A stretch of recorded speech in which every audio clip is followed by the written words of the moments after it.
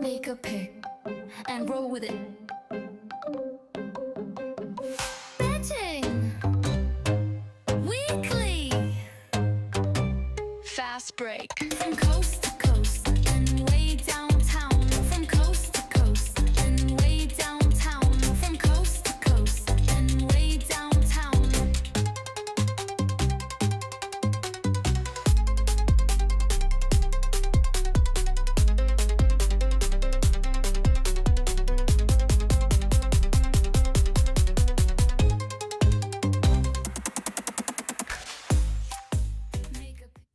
We are back here on Betting Weekly Fast Break after an extended holiday weekend here in the U.S. I am Doug Kezirian alongside Albert Nguyen, also known as Analytics Capper, as we break down the WNBA. Hope to build off our success from last week, where my records say 10-3 on the show because we only had one pick on Friday and we got there. So 10-3, and then we also wrapped up August where Sarah went 6-0. Send out the bat signal. She'll be on the show the next couple of days, tomorrow for sure, and I believe on Friday if I'm going off memory, but definitely tomorrow with Wes. But Albert, how are you, man? After a long holiday weekend where I was able to see you and catch up. Yeah, I was in Vegas for a wedding there on Saturday night, so that was fun. But the weekend in general was great.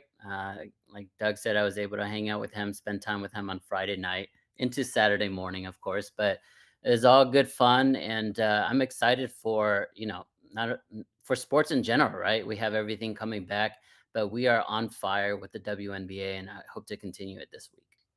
Right, we've been seeing the ball well, although Sunday I was heavy on the Sparks, and they're up 13 after one, covered the first quarter and first half, and then kind of blew it down the stretch. So I was annoyed with that. Got back on the train a little bit yesterday, so it did okay there. But we have two interesting games tonight, late night games, both 10 p.m. Eastern tips. Not sure what's going on with the schedule makers in the W when there was opportunity to get some eyeballs. Nonetheless, here we are. And want to remind everyone, if you like what you hear on our show, sign up for the newsletter, get exclusive tips and the free Insider magazine. Sign up for free at bettingweeklystudios.com.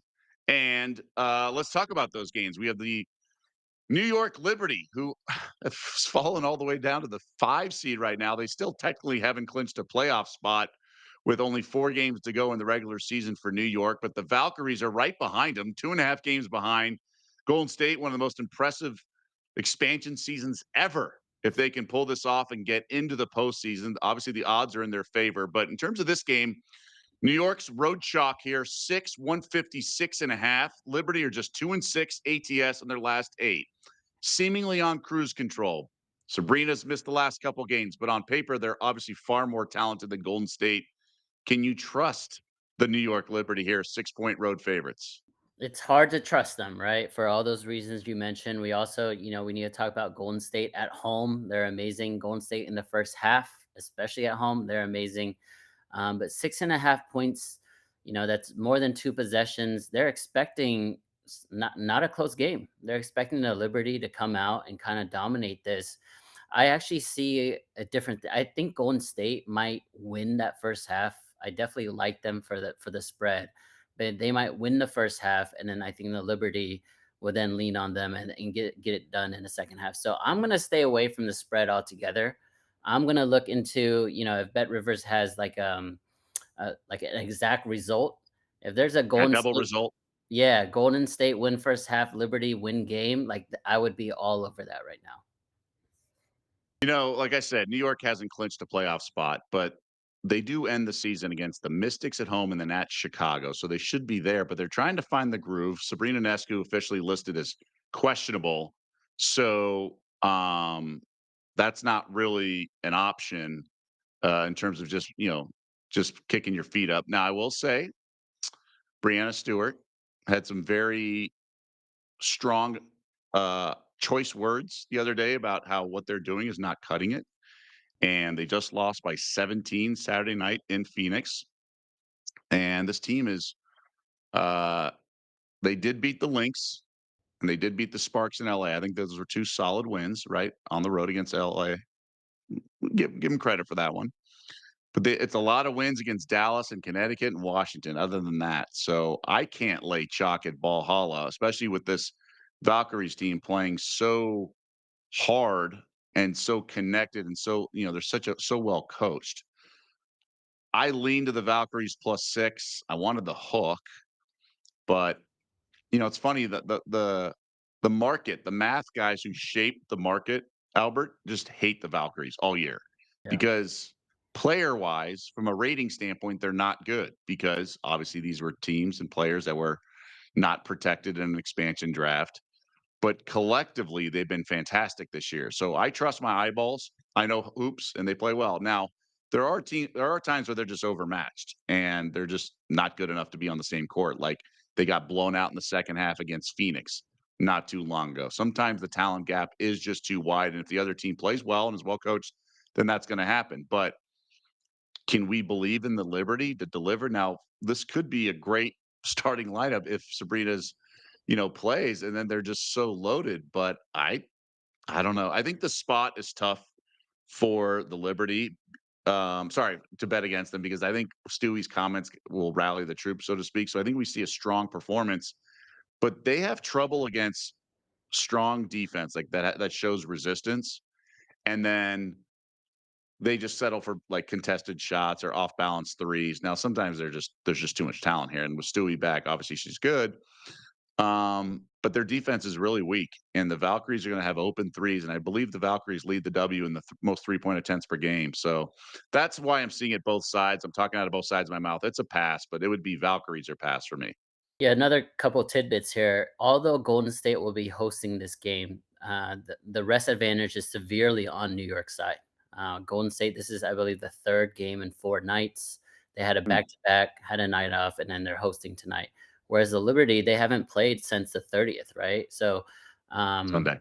yeah, since Sunday. So they had Labor Day all off, and I'm sure they were already at Golden State in the Sorry, Bay. Saturday. Saturday. Last played Saturday. My Yeah. apologies. Yeah, so they were in the Bay Area already Sunday and Monday. So they're very rested and they should have a lot of energy for tonight. So rest advantage wise, I would say it's on the New York side.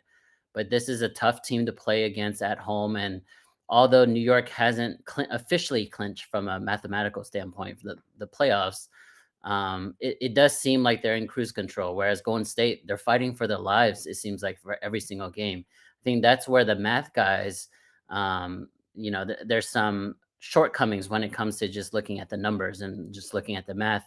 You don't look at effort, you don't look at motivation, you don't look at body language. And when you see the Golden State Valkyries play, and again, this team lost a starter midway through the season for the rest of the year. Their Everybody's best player. Yeah, Yeah. everybody, pretty much wrote them off, and they're still there. They're 21 and 18, 24 and 14 against the spread, which is, one of the best marks in the league.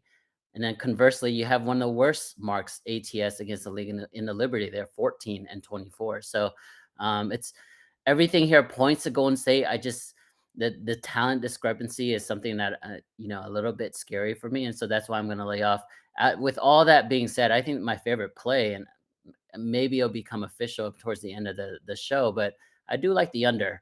It's correlated though, right? If it's under, you'll expect Golden State to, make it a nasty rock fight, slow, drag out the possessions. If the game goes over, then you expect a lot of fast breaks, a lot of threes, a lot of easy layups by New York. So I think it's correlated. Maybe you could do Golden State and under as a bet, and New York and over as another bet. Okay. Okay. So correlated. We like those situations and that analysis. And this stretch, the home stretch of the regular season, lot more variables in play, right? You question some teams' focus, some teams' effort. Obviously, both of these teams are trying to win, but other games, you really wonder like what's going on with the Dallas Wings, who are like 18 and 19-point dogs, and they don't come close to covering. So um, there are a lot more moving parts this time of year, but the other night game. So we'll come back to this one. We'll revisit, kind of flush it out here. The other game also has two teams with playoff aspirations that are fighting for seeding. This one on NBA TV, also 10 p.m. Eastern. The Phoenix Mercury are now 7-point home favorites. This got steamed up from 6, and this over under 10 points higher at 166 and a half. I don't know if this is a factor, but it's worth mentioning. The last time these teams met, there was some kind of a revenge factor, and the Mercury won by 35 points at home because they blew a game in Indiana So that was a beat down to say the least. Now, obviously, this Indiana team's been shorthanded. They just lost at Valhalla. So that's why the steam here. So both teams, though, plenty at stake with playoff positioning. So can we rely on Indiana to show up? But even though they've been sort of just overwhelmed whenever they have faced a good team during this stretch. They are a very mediocre, inconsistent, middle of the pack type of team. They had to react after Caitlin Clark, and they started off really shaky, and then they caught their win, and they started playing a lot better. But it's been up and down since then. If you look at the last 10 games, they are 4-6 overall. And none of those are real streaks. They lost like two in a row twice, separately. They've won one or two, twice in a row, only one. So it's like up and down, win, loss, win, loss. So it's really hard to get the rhythm with this team. We know that they do have a good team. They have a lot of talent. And if Caitlin Clark plays, I mean, this is, definitely a bona fide playoff team. But right now it's really hard to back them. And Phoenix, I know I always talk about buying low on teams and selling high on teams, and I know Phoenix just blew out New York, right? And I know they're on a 4-game winning streak, but I think this is a team that doesn't care about streaks. I think they're at a point where they want to peak at the right time heading into the playoffs, which is what they're doing. They're 7-3 in their last 10, 6 out of 7 in their last 10. If you want to go even smaller, so they're playing good basketball. They're covering large spreads. They're covering short spreads, just like that Liberty game. So I like the Phoenix Mercury here. I'm gonna make an official play. I hope I'm not chasing steam. I hope I didn't get it too late, but they're clearly the better team, and they're at home tonight. That's the only side I would play. You mentioned the inconsistency. Can you believe this team? Now, they had Sophie Cunningham and they had Ari McDonald, but this team actually beat Minnesota in Minnesota to win the Commissioner's Cup, and they blew them out. It was a dominant performance defensively, more than anything. And then we see how just mid, as the kids would say, they are this current form of them, right? Because Kelsey Mitchell's upside's fantastic. And so is Boston. And Natasha Howard can play well. So really, I mean, look, they have two all stars. They have some legit players, but they're thin and they're kind of they rise to the occasion like they gutted out a nice win in LA, although the Sparks were completely inept and collapsed, and Kelsey Plum was terrible dribbling the ball out of bounds. But they did get the win, and they've won games where they needed to win against competition that they think they can hang with. I wonder if they pack it in here. I think the Mercury can roll them. That's the only side I would remotely consider. I really would not take Indiana because this is a team that's I don't want to say scoreboard watching, but that kind of vibe. Like they beat Seattle at home, then they go to LA get the win, then they lay an egg 2 days later against Golden State. Now they're in Phoenix, but they have Chicago and Washington next that they absolutely have to win. So I do think they might just fold like a cheap suit tonight. It is really tempting to take the Mercury and one person in the chat, I'm going to find it. Henry VIII says, new to betting the WNBA. What do you think of the Liberty Mercury money line parlay -127 at Bet Rivers?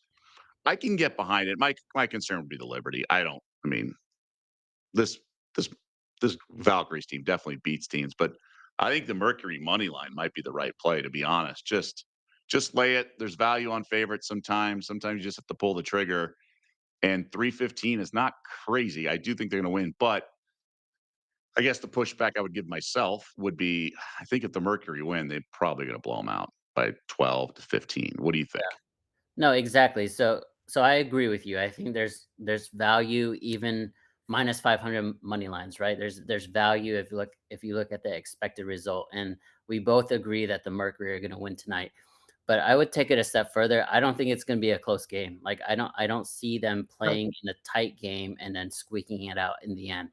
Indiana's missing so many players. We talk about Cunningham and we talk about Caitlin Clark, but Ari McDonald is out, Sydney Colson is out, and Phoenix has a very well balanced team, right? They basically have three players averaging 16 points. Alyssa Thomas, Sabali, Cooper, and not only is Thomas averaging 16, but it's basically 16, 9, and 9, right? Like a quasi triple double. Like, so this is a really good team. Again, they're playing at home. And I would stay away from the money line parlay, to be honest, just because to me, the Golden State Valkyries, they're the definition of a live underdog. Like you, especially at home, you just don't know. You can't guarantee that they're not going to show up and not play hard. And effort, like I mentioned earlier, effort is something that can't be quantifiable, and Golden State just has that. And so I would stay away from Liberty money line. If I were to do the Liberty, I would just touch the spread there. But I am very confident in Phoenix tonight, and that's my only official play for the show. Yeah, you raised some interesting points, and then later in the day, I'd imagine some games for tomorrow might be put on the board at Bet Rivers. So you have the Sparks visiting the Dream. So maybe if you want to do a money line parlay, I'd rather do the Dream at home against the Sparks on the money line with the Mercury. If you're just not have the appetite to lay the points, I do think the Sparks are playing for their lives, though. They had a great comeback win, down 13 at half last night in Seattle. The Storm just do what the Storm do. So now the Sparks and Storm are actually tied in the loss column, but the Sparks have a much more difficult road coming up with 2 games, I believe, against Atlanta. So it's going to be interesting to see how this plays out. I think the Sparks are going to miss the playoffs, and the Bet Rivers futures market, where you can do the team markets, the Sparks are minus 670 to miss the playoffs, plus 400 to make. Hmm. So they're the long shot. Huge win yesterday. I mean, truly huge. And the Storm can always shoot themselves in the foot like they have for a lot of the season. So that's one element to this as well. I don't think I'd play the plus 400. I just don't believe in this team, but they can go on runs and beat some really good teams. They have the shooting. I just think they have no defense, and then they have back-to-back games in Atlanta. They're also going to play in Phoenix and then host the Aces if that game matters at the end of the season. So not a lot to like with the Sparks remaining schedule. Anything interest you? The one thing that is intriguing, if you were to make a case for yes, right, is the fact that Seattle is playing New York and they'll be playing Golden State. So two teams that, they're playing tonight. And if one of them loses, I think they're going to be much more motivated to win that game against Seattle. So Seattle does have a tough road. I'm not saying they're gonna go 0-2 in their last two, but um, that is one glimmer of hope for Sparks fans.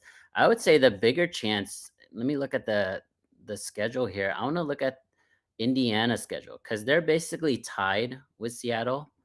And if I look at their schedule, pulling up right now, they have so at Phoenix tonight, Chicago, Washington, Minnesota. Okay, the Chicago and Washington kind of back to back is pretty easy for them. I don't know if they'll I mean, go in. at Washington, though, right? It's at Washington or is it home? It's at Washington next this Okay, coming Sunday. that is technically losable.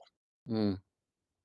It is. It is, especially with how, Washington's young players are performing, I mean, and then they have to play yeah, Minnesota at the end. So it's not too crazy to say Indiana might go 0-4. I know that Chicago game might be a lock. It might be an easy win, but it's gonna mm, be, Friday night, one of those, us against the world moments, and it happens all the time, and not only in the NBA, but all professional sports, right? You have this, David Goliath moment, and David somehow gets the win. So I wouldn't like pencil that as a for sure W already for Indiana.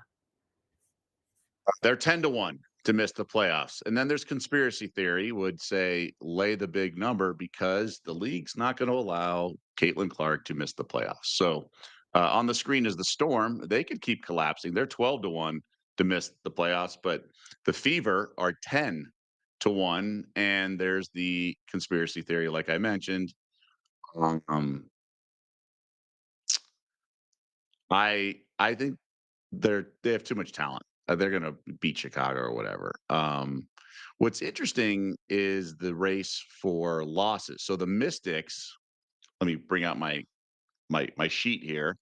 So the way the WNBA does the lottery is they take the records combined from the last 2 seasons, not just the last season. So there's 3 teams. Sorry, there's 4 teams. And they do the percentage, the weighted percentage for the top 3, I think, and then they go order. So right now, basically, the Mystics have to lose out because they want the third best odds. The Wings are going to get the number 1 pick, and they have the pick. The Sky will have the second pick, but it belongs to the Minnesota Lynx, which is Crazy. amazing. Yeah, crazy. And they traded. Sorry, it belongs to the. Who does it belong to? They traded aerial powers. They gave up basically 4 years of Sonia Citron, the number 3 overall pick, for 1 season of aerial powers. So uh, the Sky pick belongs to the Mystics, and then who does the Lynx have someone's pick too? Anyways, so the Mystics need to lose to get the third lowest They have odds, the Sky. Minnesota has the third Sky. best odds. Yeah. Then how did the? Oh yeah, that was part of a different trade. Anyways, so the Mystics are incentivized. They really need to lose out to catch the Sparks, I guess, for the third best odds for the number one pick and just a better overall playoff or sorry draft position. So that now there's no Paige Beckers in this draft or Caitlin Clark, but still there's good players at the top of the draft for obvious reasons. I mean, AZ Fudd could be number one. So I'd be careful thinking the Mystics might. I don't know what they're going to do. They're not sitting people to make it blatant, but that's something to consider. To consider at least. So that's part of the equation as we look at some of these futures, like the Fever at 10-1 to miss the playoffs. They could collapse, but I don't think they're going to. I think, frankly, the league needs the Fever in the playoffs. Yeah, some bonus content here. You mentioned the Dallas Wings. The loss yesterday pretty much guarantee that they will have the best chance. So it's not they're not guaranteed to have the number one pick, but they have a 40% chance, right, to get the number one pick, which is the highest percentage. But Arike, she made another all WNBA team. How do you feel about that, Doug? Oh, come on. Really? That's what I see right now on social media. Oh, that's impossible. Really? All WNBA team. 15.5 points per game, 500 career three-pointers made. That's what I see on their social media right now. They're announcing it. I mean, they've done these teams now. Don't they wait till the end of the season? Maybe it's a a mess up. Maybe it's a Oh, it's a I'm on oh, I'm on it's the Wings, campaigning. It's official. campaigning. No, Okay, you're right. They're campaigning. got it. Um, oh God, some of these. All right. Can I talk about how stupid the WNBA is? Go ahead. So The all floor these is yours. teams, okay, all these teams are tweeting out stuff that is the most points in franchise history and things like that. It's like this is the first year teams have ever played 44 games. They hadn't played more than 34 or 38 games until like 3 years ago. So Kelsey Plum having the most points in franchise, that's like so stupid. I mean, they're just counting stats, not per game stats. So why we're just so do all these teams have the worst defenses in the history of their franchises because they've given up the most points because they're playing with more games? I mean, it's like so basic math. But I even saw it on ESPN's bottom line yesterday. Was it the Wings or something lost for like the 31st time? Like most losses in a season for Dallas. It's like, yeah, that they've also played the most games. So I mean, like I was joking, like it's girl math, just a funny like trend on social media, but it's just idiotic. Like, do we not do win percentages? Do we again? This is the first time ever they're doing a 44 game season. Last year was the most ever at 40, so it's only been over 38 like a few times or 38 or more, and we're doing these franchise first time ever. Sonia Citron is the first rookie ever to have 500 points and 200 or whatever it is. I just don't get it. I don't get it how like the most basic concept of a common denominator, whatever you want to call it, is skewing these updates and these tweets. I just it's so dumb. Yeah, I mean, it makes me think of how the NFL is always talking about expanding the season, right, from 16 to 17, and they might even go Right. to 18 or 19 games. It'll be funny when Tom Brady ended his career as the number one all time in passing yards, but then in 20 years he'll be like 30th or something, just because there's so many more games today, and obviously offenses have changed. But that's the first thing I thought about. Yeah, no, it's a good point. Like we're gonna have a 19 game regular season soon, and then all these counting stats would be historically. So, anyways, it just shows you how elementary some of this stuff is. I mean, just act like a professional league. I mean, it's just this league sometimes does stuff that's so bizarre. So Z in the chat says, "Will the expansion teams alter draft position?" My understanding is they're going to draft fifth and sixth. But I don't know. One thing I don't know is if that's going to be changed once the new collective bargaining agreement, right? So like that's the concern I have. So I don't know for sure there. Going to tomorrow's game, there are two games tomorrow. You and I are not on the show tomorrow, so I wanted to touch on a couple games for Wednesday. We mentioned the Sparks at the Dream. This should get posted at Bet Rivers in the next couple hours. You're looking at like 6.5 for the Dream at home to the Sparks. Atlanta closed the game yesterday on like a 19-2 run or something covered, which is impressive because the Sun were playing really well. I would play the Dream because I think they're just really good right now, and they're fighting for one of the top seeds. But um, I think the Sparks are too incompetent. I think Kelsey Plum's a human turnover these days, and she's just not good at defense at all. I just think the Dream can overwhelm you, and they shoot really well. Whether it's Gray, whether it's Howard, whether it's Hillman, they're just bombing. And Jordan Canada returned and was so good. Now she came off the bench, but she got the green light to play in warmups, and she was so effective. So it's dream or pass, even with what's at stake for the Sparks. Because if they were that good, they wouldn't be in this position. It's like the bubble teams during conference championship week, right? If they actually knew how to deliver with the stakes being high, they wouldn't be on the bubble. Yeah, I mean, the Dream, they're an elite home team. I don't think people talk about the Dream enough. The 13-6 on their home floor. It's a really tough place to play. Atlanta, for all the reasons there, not only the fans, but off the court and extracurricular activities. You know, when we talk about the Sparks, and inconsistencies, I mean, that is them to a T. They're 5-5 last 10, 2-8 against the spread in those 10 games, including a stretch where they didn't cover for 7 games in a row. This team has a lot of big names and some talent, but to me, they make too many mistakes on defense, whether that's effort or mental lapses, and you can't make those mistakes against Atlanta. I think Atlanta, they've shown that they can win in low scoring games, but they also have shown that they can win by scoring 90 to 100 points. And when their offense was struggling for a little bit last week, the one remedy when your offense is struggling is to play the Dallas Wings, and they were able to drop 100 points on the Wings and then drop 93 on Connecticut. So they are rolling from an offensive standpoint. They covered both games, both were double digit, spreads, and they covered it pretty easily. I expect them to continue to roll. And I like Atlanta Dream as a favorite at home, just like I like Golden State as an underdog at home. Hey, I like Atlanta across the board. Um, I just do. They're really impressive. Um, so I can get behind that. The other game is the one I have more interest in, and that's the one I think is a banger, like a real banger. The Connecticut Sun are in Chicago. You know how I feel about the Sun. Now, Bria Hartley's out for the year with the torn meniscus in her knee. That stinks. But they're still so good. The rookies are playing so hard. Tina Charles is still playing hard. So it's not just the rookies, the veterans are as well. Sky are 1.5 point home dogs. I think the Sun should be like 3 point road favorites here. Um, they're just playing much better, and they're good. Like they're really good. They're deep and they're good. I like the Sky at times, but ultimately they're just not that good. I've learned the hard way.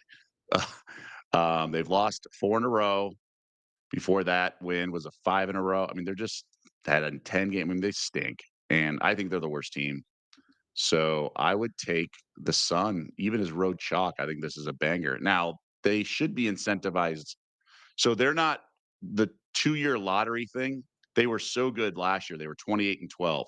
So they can't really, they're not in the mix for the ping pong balls in terms of like splitting hairs with their top seeds. Now the Sky don't own their pick, as we mentioned. So I just think the Sun play well. They're so much better coached as well. I Mhm. think this is a really good bet tomorrow on the Connecticut Sun. Yeah, I agree with you. Even though their records are similar, right? Connecticut's 10-30, Chicago's 9-30. This is basically the toilet bowl, if you will, if you throw in Dallas in there as well. But if you look at the last 10 games, these are two teams moving in complete opposite directions. Connecticut, they're decent. They're 5-5, but more impressively, they're 7-3 against the spread in those 10 games. Playing well above expectations. When they lose, they barely lose. Outside of that Minnesota game, every single game has been competitive. And then you look at the Chicago Sky. I feel like this is a team that is, limping into the offseason, most likely have already made some offseason plans. With that said, though, Angel Reese, since her, coming back from injury, she's been pretty good, Doug. This last game, I think she had a 20-10 game. So the effort is there for Angel. I just don't know if I can back Chicago as a team just because the rest of the team, they're either too hurt or B just not interested in playing. And so I agree with you. I think this is Connecticut. I'm rarely on, you know, two favorites when there's only two games. I'm rarely on two favorites, but I see tomorrow being somewhat of a chalky day just because the two teams that are favored are just way better than the underdogs. Yeah, I think the Sun are pretty good, man. I mean, they were up 6 at halftime in Atlanta. Like, they're good. They don't shoot amazingly well. I mean, they have Mabry, but she's slow to get her start. She's slow, so she has trouble getting her shot off. But other than that, um, they just play defense. The Rivers and Lacan have their hands in the passing lanes and can pick ball handlers. They also shoot okay from there. It's not like they can't shoot, but they just light you up and they attack and get transition. There's just a lot to like. I think the Connecticut roll them. I really do. I think Chicago stinks right now, unless they shoot lights out. Right. The other day in Phoenix, I had the Mercury second half, but Chicago shot 7 of 10 from downtown after halftime. Okay, that's going to happen sometimes. It was Kia Nurse couldn't miss, whatever. But for the most part, the Sun are really good and playing hard enough. So I'm on that moving forward in that regard. I like it. So Yeah, I can't yeah. take you off of either of those. I agree with you. I like Connecticut and Atlanta tomorrow. Well, Sarah and Wes will hold the fort down tomorrow and break those games down when they have a fresher card. But we want to remind you, we also have other content released this morning. Betting Weekly Game Bet Match with Nigel Seeley and Sean Calvert. They're previewing the U.S. Open men's quarterfinal. So a lot going on right now in the world of sports with football in full gear. And then obviously all tickets cash the same, as we like to say. So plenty of opportunities on the betting board. So that's going to do it for this edition of Betting Weekly Fast Break. We are every single weekday, 3 p.m. Eastern, noon Pacific. Tons of stuff going on with the newsletter and the other shows on the platform on the Bet Rivers Network. Don't forget Betting Weekly Hardball. That is 2 p.m. Eastern, 11 a.m. Pacific. I'll be on that tomorrow with Chris Sarah. We also taped today's show, so go check that out on the YouTube channel, Bet Rivers Network. So for Albert Nguyen and everyone else behind the scenes who does all the heavy lifting with producing, directing, research, graphics, you name it, I'm Doug Kezirian. Good luck with your wagers out there, and we'll see you back here next time.